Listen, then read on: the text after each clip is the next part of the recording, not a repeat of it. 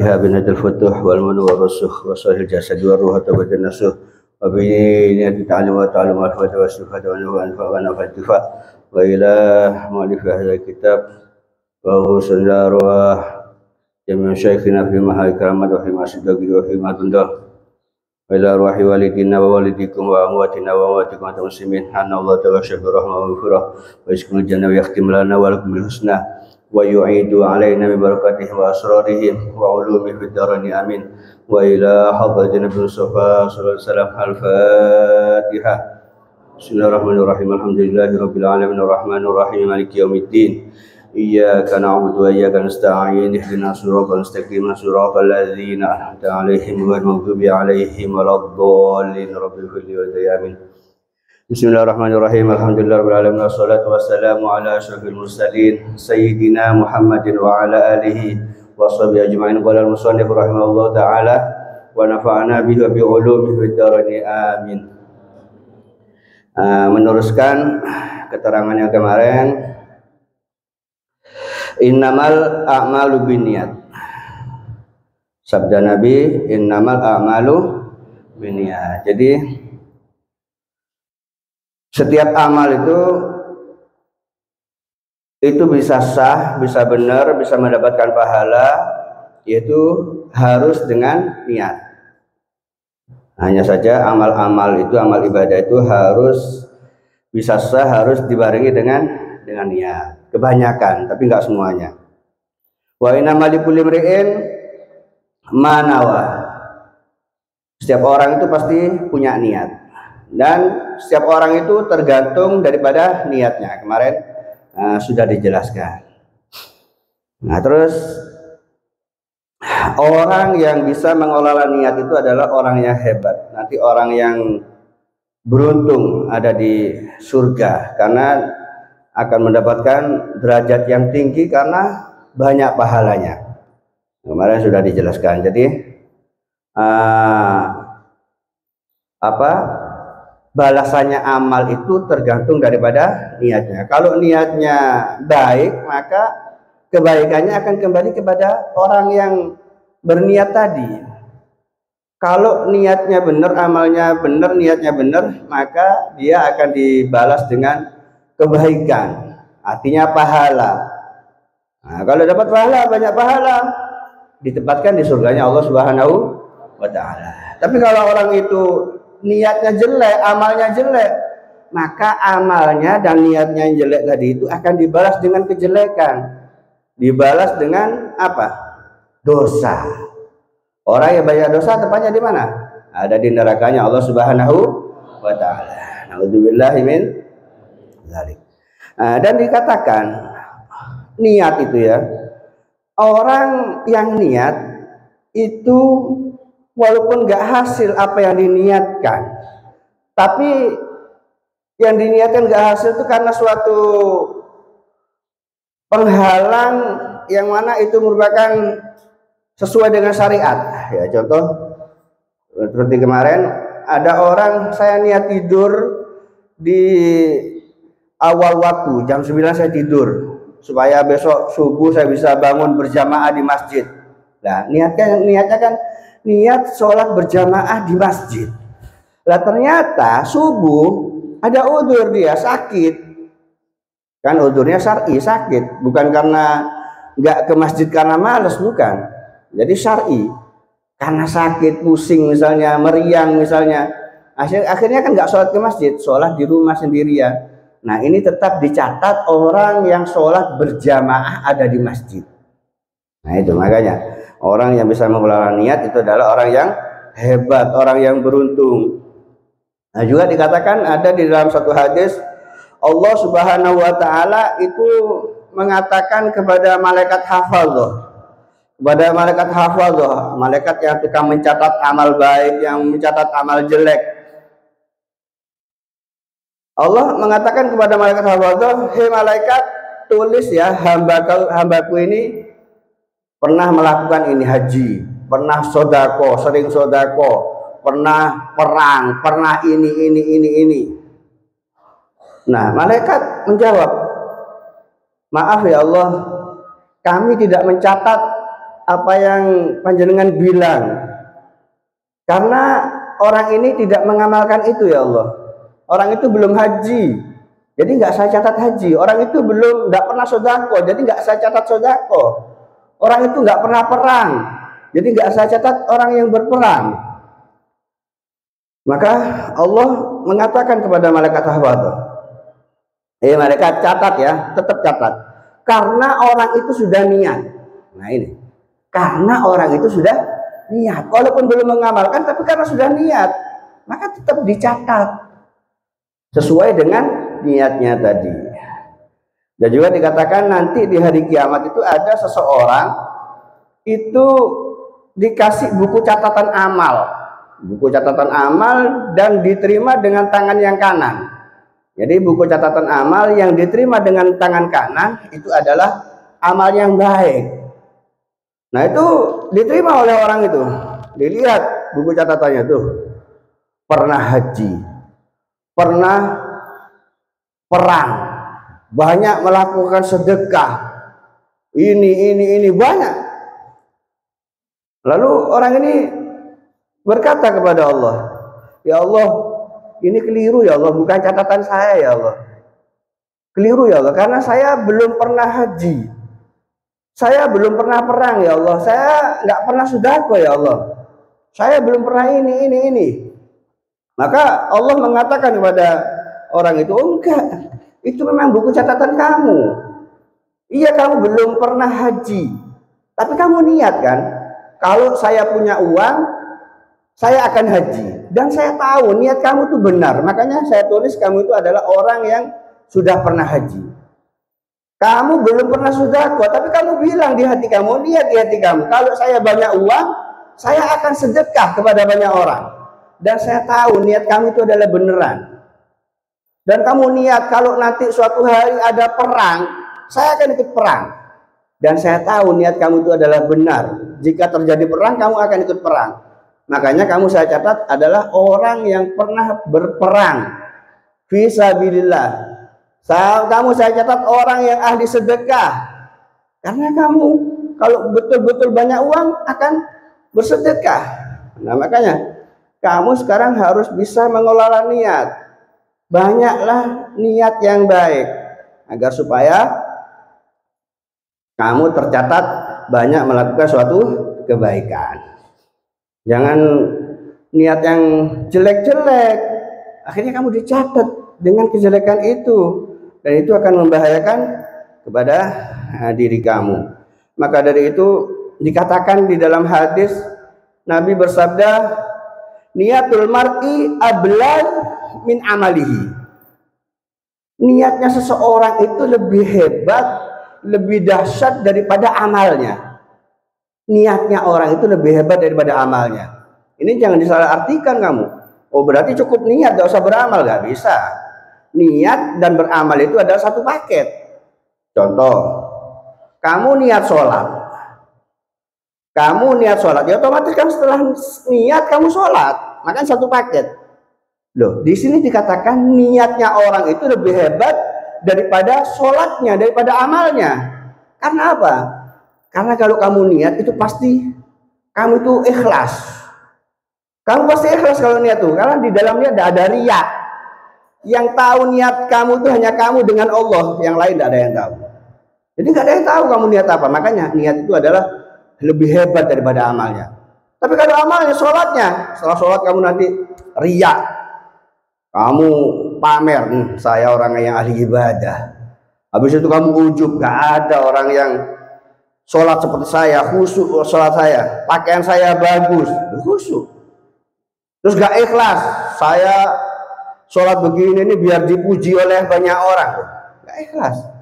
Tapi kalau niat pasti ikhlas, gak ada riya di dalamnya. Maka dari itu dikatakan niatnya seseorang itu lebih baik daripada niatnya orang mukmin ya. Niatnya orang mukmin itu lebih hebat, lebih baik, lebih dahsyat daripada amalnya. Nah, berbeda wa niatul fajir syarrun min amalihi. Tapi kalau niatnya orang yang jahat, niatnya orang kafir, orang jahat, itu lebih jelek daripada amalnya. Karena niat sebaik apapun, kalau orang jahat itu orang kafir itu nggak dapat pahala, tapi amalnya bermanfaat. Makanya niatnya orang fajir itu lebih jelek daripada amalnya. Amalnya lebih bagus daripada niatnya. Itu kalau orang yang fajir. Nah, gitu. Makanya orang yang bisa ngelola niat itu hebat. Hebat. Bahkan kalau orang itu bisa ngelola niat ya, satu amalan itu bisa menghasilkan banyak pahala. Satu amalan itu banyak menghasilkan pahala. Contoh, kamu sekarang duduk di masjid begini nih. Duduk di masjid itu kamu niatkan satu amalan, duduk di masjid, satu amalan kamu niatkan, saya niat iktikaf. Satu, dapat pahalanya iktikaf. Nah, terus niatkan lagi, saya niat apa? Menunggu sholat, misalnya sebelum zuhur tadi ya, sebelum sholat zuhur saya niat iktikaf dan saya niat menunggu sholat, dapat pahala lagi. Menunggu sholat dapat pahala lagi. Apalagi sekarang kamu niatkan mengkaji ilmu Allah, nah, dapat pahala.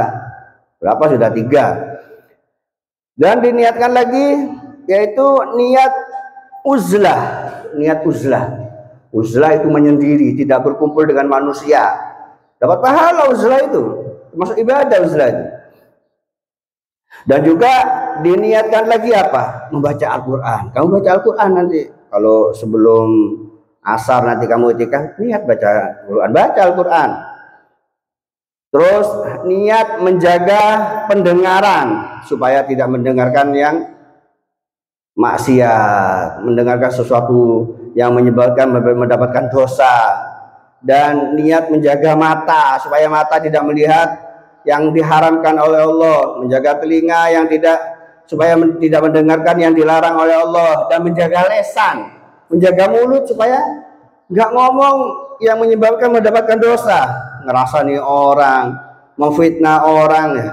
Ada di masjid, selamat, dijaga akhirnya daripada apa yang tidak berfaedah, daripada apa yang diharamkan oleh Allah Subhanahu wa taala. Dan diniatkan wa imaratul masjid bidzikr, niat meramaikan masjid dengan berzikir kepada Allah Subhanahu wa taala. Seharusnya orang yang pandai itu seperti itu, memperbanyak niat walaupun dengan satu amal. Seperti itu, jadi akhirnya banyak pahalanya. Nah, itu diceritakan ya, ada jamaah, seorang santri, alumni santri daripada seorang kiai. Itu datang ke kiai. Kiainya dalam keadaan sakit. Gerombolan rombongan nyambangi kiainya yang lagi sakit. Assalamualaikum kiai. Waalaikumsalam. Udah, terus habis itu kiainya ngomong sama jamaahnya, sama santrinya nih. Ayo habis ini kita haji ya. Ini kiainya ini sakit parah ini. Sakit parah kiainya ini, tapi bilang sama santrinya, habis ini kita haji ya. Kita haji bareng-bareng. Terus setelah haji nanti setelahnya kita umroh. Nanti setelah itu kita bikin pengajian yang besar. Nanti kita mengadakan santunan anak yatim. Nanti kita ziarah ke sana. Pokoknya niat yang banyak kiainya ini. Nah, santrinya ini bingung. Ya apa kiai ini? Kiai ini dalam keadaan sakit parah. Kok malah ngajak kita mau haji, mau umroh, mau ngadakan ini itu. Akhirnya matur, maaf Yai, panjenengan kan dalam keadaan sakit Yai. Kok ngajak kita ke haji, umroh ini.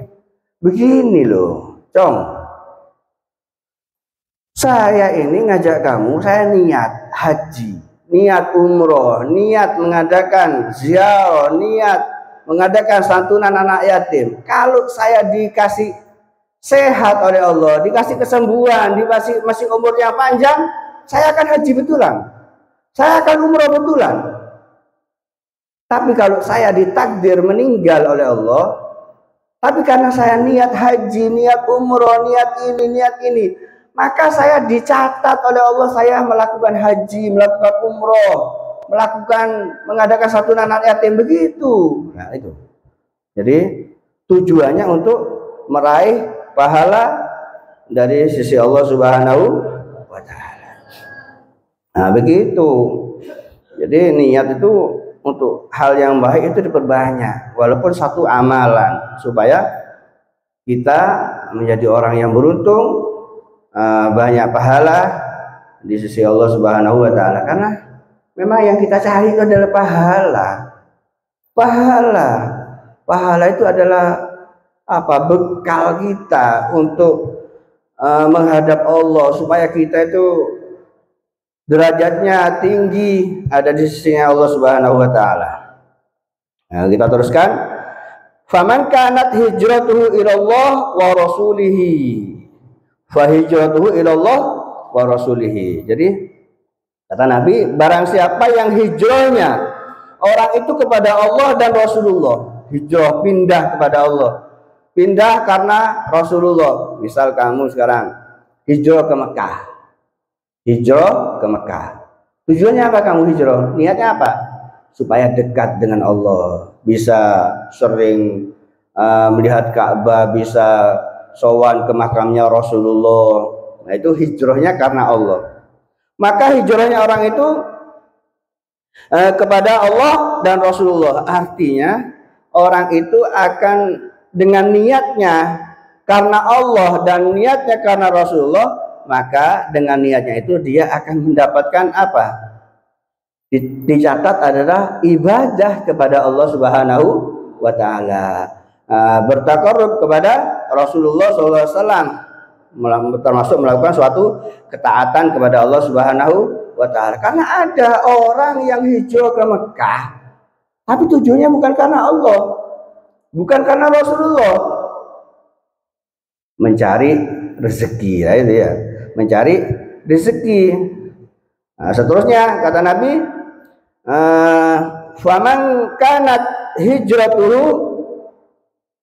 lidunya yusibuha wa man kanat hijratuhu lidunya yusibuha au imra'atin yankihuha fa hijratuhu ila ma hajara ilaih. Nah, ini barang siapa yang hijrahnya dia ke Mekah tapi lidunya yusibuha, untuk mencari dunia, untuk kerja, atau mencari perempuan, mengejar pacarnya yang lagi hijrah ke sana, kerja ke sana, ya maka apa? Fa hijratuhu ila ma hajara ilaih.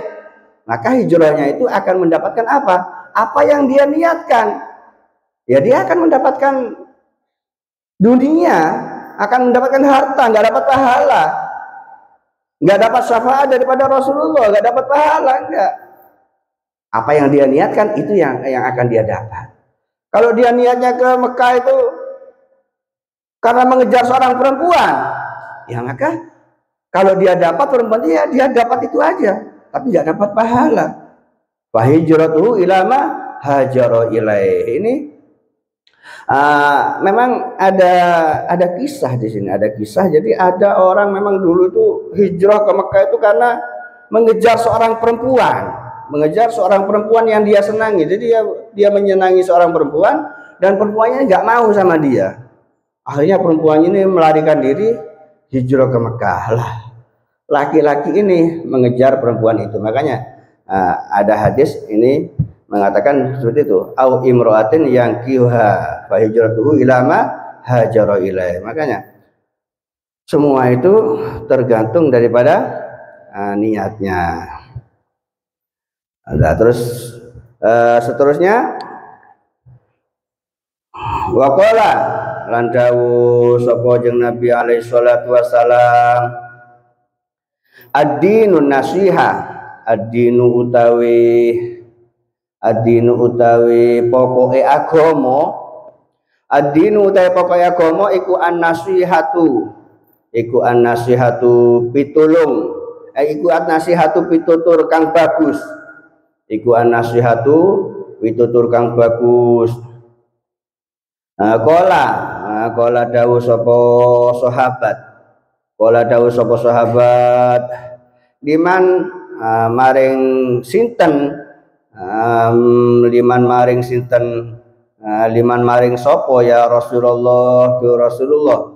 Qala dawuh sapa jeung Nabi, lillahi maring Allah, wali kitabihi lan maring kitabe Allah, wali rasulihi lan maring utusane Allah, wali aimatil muslimina lan maring pira-pira imame pira-pira wong Islam kabeh, wa ammatihim lan pira-pira wong umume muslimin. Rawahu ngriwayataken ing hadis apa Muslimun Imam Muslim, sapa Muslimun Imam Muslim. Jadi Nabi bersabda ad-dinun nasihah, agama itu adalah nasihat. Nasihat itu menghendaki orang itu menjadi baik, menghendaki orang itu mendapatkan kebaikan. Ad-dinun nasihah, menghendaki orang lain itu mendapatkan nasihat, mendapatkan kebaikan. Jadi nasihat artinya ad-dinun nasihah itu adalah peduli. Jadi agama Islam itu peduli. Agama Islam itu peduli kepada siapapun. Kalau ada orang yang membutuhkan makanan, kita kan harus peduli, kasih. Kalau kita punya kasih. Ada orang membutuhkan pekerjaan, kita carikan pekerjaan. Ada orang butuh nasihat, kita nasihati. Jadi ad-dinun nasihat itu nggak harus dengan nasihat, tidak. Ad-dinun nasihat itu adalah peduli. Ada masjid membutuhkan bantuan, kita bantu. Nah, itulah yang disebut nasihat. Nah, di sini dikatakan ad-dinun nasihah. Nabi mengatakan ad-dinun nasihah. Agama itu adalah nasihat. Nasihat kepada siapa ya Rasulullah? Kepada kata sahabat. Nasihat kepada siapa ya Rasulullah?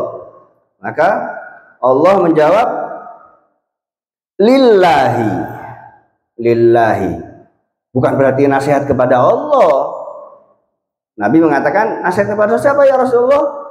Lillahi kepada Allah. Bukan nasihat kepada Allah artinya bimaknal iman bihi. Artinya nasihat kepada orang supaya orang itu beriman kepada Allah Subhanahu wa taala. Itu artinya.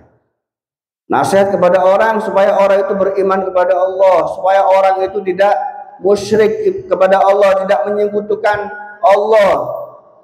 Wal ikhlas lahu, dan nasihat kepada orang supaya orang itu kalau mengamalkan amal ibadah itu lillahi ta'ala, ikhlas karena Allah semata. Wal qiyam bi ibadatihi, dan nasihat kepada orang supaya orang itu melakukan ketaatan kepada Allah Subhanahu wa taala, dan nasihat kepada orang supaya orang itu menjauhi melakukan maksiat kepada Allah Subhanahu wa taala, dan nasihat kepada orang supaya orang itu selalu melakukan ketaatan kepada Allah Subhanahu wa taala, dan nasihat kepada orang supaya orang itu peduli kepada orang yang melakukan maksiat kepada Allah Subhanahu wa taala. Kalau ada orang yang maksiat kepada Allah, jangan maksiat, nanti kamu masuk neraka. Nah, itu artinya ad-dinun nasihah lillah. Itu nasihat kepada Allah artinya kita nasihat kepada orang supaya orang itu iman kepada Allah. Nasihat kepada orang supaya orang itu tidak musyrik kepada Allah. Nasihat kepada orang supaya orang itu melakukan ibadah murni karena Allah semata. Dan nasihat kepada orang supaya orang itu melakukan ketaatan dan menjauhi maksiat kepada Allah Subhanahu wa taala. Itu maksudnya. Bukan berarti apa? Nasihat kepada Allah, nasihati Allah, ya enggak, bukan seperti itu. Artinya iman kepada Allah Subhanahu wa taala. Seterusnya wali kitabihi kata Nabi. Nasihat kepada kitabnya Allah. Artinya kita nasihat kepada orang supaya orang itu beriman kepada Al-Qur'an. Nasihat kepada orang supaya beriman kepada Al-Quran, percaya dengan Al-Quran, bahwasanya Al-Quran itu adalah firman-Nya Allah Subhanahu wa taala. Dan nasihat kepada orang supaya orang itu mengamalkan isinya Al-Quran, mengamalkan Al-Quran. Dan nasihat kepada orang supaya orang itu ta'zim dan memuliakan Al-Quran. Maka dari itu haram kalau Quran ada di bawah kita berdiri, ada di atasnya. Makanya Quran harus ditaruh di kursi atau yang lebih tinggi lagi. Begitu maksudnya. Jadi bukan nasihat kepada Al-Quran, bukan. Artinya nasihat kepada orang supaya orang itu beriman kepada Al-Quran dan mengamalkan Al-Quran dan mengagungkan Al-Quran. Jadi jangan sampai Quran itu ada di bawah kita, jangan. Paling tidak sejajar, kalau bisa di atasnya. Nah, diceritakan ada seorang ulama ya, seorang ulama itu melihat ada sobekan Al-Quran ya. Al-Quran yang sobek itu ada di bawah. Ada tulisannya Al-Quran ada di bawah. Maka diambil oleh ulama itu. Oleh ulama itu diambil, lalu dilihat di dalamnya ada bismillahnya, ada lafal Allahnya. Akhirnya sama ulama itu dicium, ditakzim, dihormati, dicium sama ulama itu. Setelah dicium, terus dikasih minyak harum, parfum, dikasih parfum, dihormati. Udah ditaruh di atas supaya nggak kena injak orang. Maka dalam tidurnya malam dia mimpi melihat Allah Subhanahu wa taala. Dan Allah Subhanahu wa taala berkata kepada ulama itu, kama tayyabta ismi fid dunya la utayyibanna ismaka fid dunya wal akhirah. Allah mengatakan kepada ulama yang menghormati sobekan Al-Quran itu, yang ditakzim, yang diberi minyak wangi, maka Allah berkata dalam mimpinya itu, kamu sudah mengharumkan namaku ada di dunia, maka aku akan mengharumkan namamu ada di dunia dan di akhirat. Maka spontanitas ulama tadi itu langsung menjadi wali. Orang itu langsung menjadi aulia ilah. Nah, makanya kita harus mentakzim Al-Quran. Jangan hanya dibaca saja, tapi juga ditakzim. Karena Al-Quran itu adalah firman-Nya Allah. Nah, orang yang mentakzim Al-Quran, yang menghormati Al-Quran, maka Allah akan menghormatinya, akan mengangkat derajatnya ada di dunia sampai ke akhirat. Nah, ini waktunya sudah habis. Kita lanjutkan ya, di Selasa yang akan datang. Tapi yang paling terpenting, ayo kita amalkan. Terutama kita harus bisa mengelola niat supaya kita benar-benar menjadi orang yang sukses, menjadi orang yang banyak pahala, menjadi orang yang tinggi derajatnya di sisi Allah Subhanahu wa taala. Amin ya rabbal alamin. Al-Fatihah. Amin.